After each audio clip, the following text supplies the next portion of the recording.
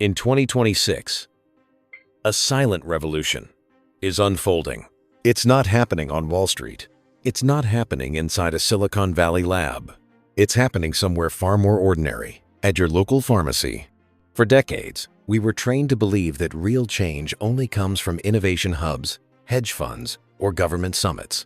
But the most disruptive shifts often arrive quietly, without headlines, without celebration. This is one of them. Economists are beginning to call it the Ozempic Economy, a transformation so large that it's projected to save the American healthcare system more than $1 trillion by 2030. But if you're waiting for the government to benefit, you're already thinking too late. Because for you, as an individual investor in your own longevity, this moment isn't about policy. It's personal. It's about a $50 pill that could determine whether your retirement fund survives or slowly erodes under the weight of medical costs. Most Americans over 50 share the same unspoken fear. Not market crashes, not even inflation. Outliving their money because of a medical event they didn't plan for. And that fear isn't hypothetical. It's statistical. In 2026, medical inflation is at an all-time high. Healthcare costs have outpaced wage growth, pension growth, and retirement account growth for decades. That means even disciplined savers are vulnerable. But something quietly changed the rules.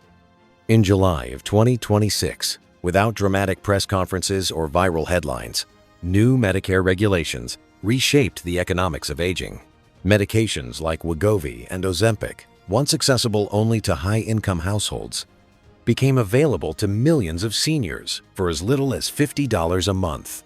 That shift didn't just change healthcare, it changed retirement math. Today, we're going to walk through the direct financial connection between these medical breakthroughs and the long-term survival of your 401. We'll examine the Medicare Part D updates, the real cost of biological decline, and a little discussed clause that could save you tens of thousands of dollars over your lifetime.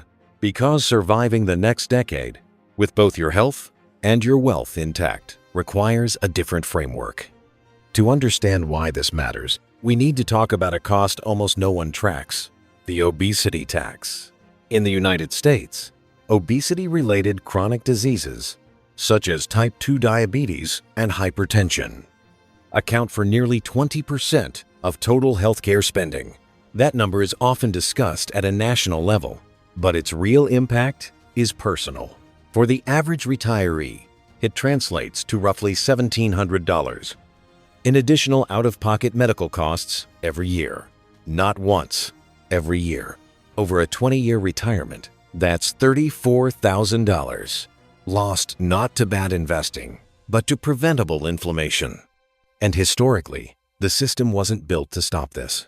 American healthcare evolved to manage symptoms, not reverse root causes. For years, Medicare was legally prohibited from covering weight loss medications. The result was a silent wealth divide. Those who could afford $1,200 a month optimized their biology. Those who couldn't managed decline. But data released in late 2025 changed the narrative. These medications weren't just associated with weight loss. They reduced heart attack risk by 20% and stroke risk by 15%.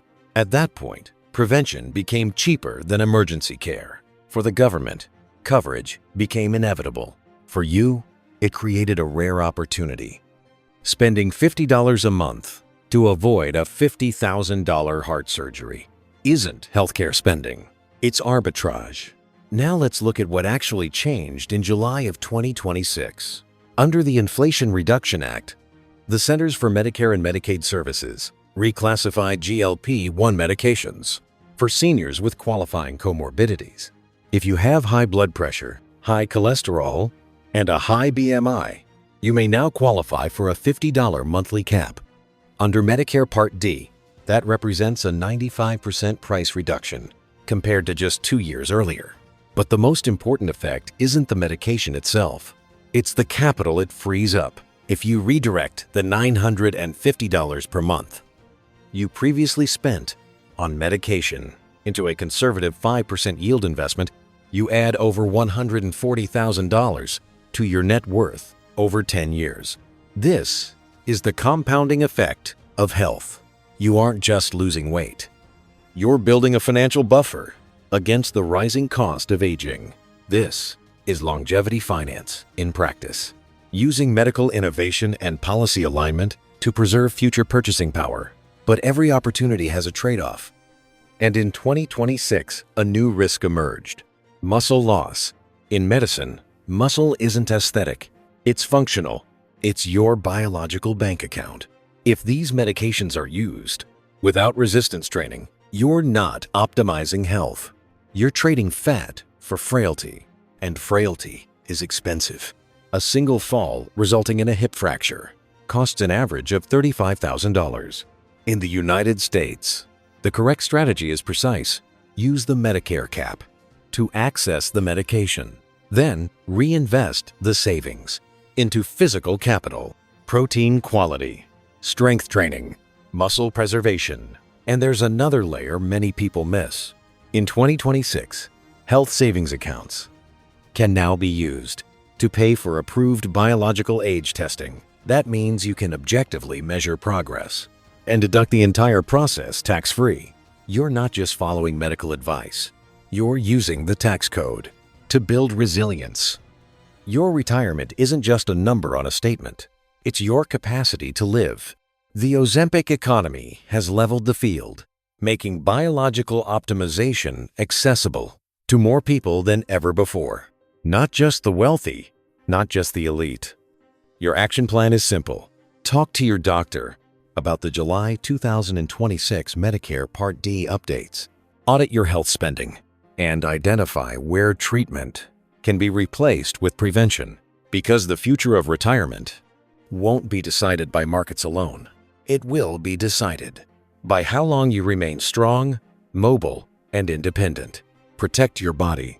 Protect your wealth. In 2026, those two goals are no longer separate.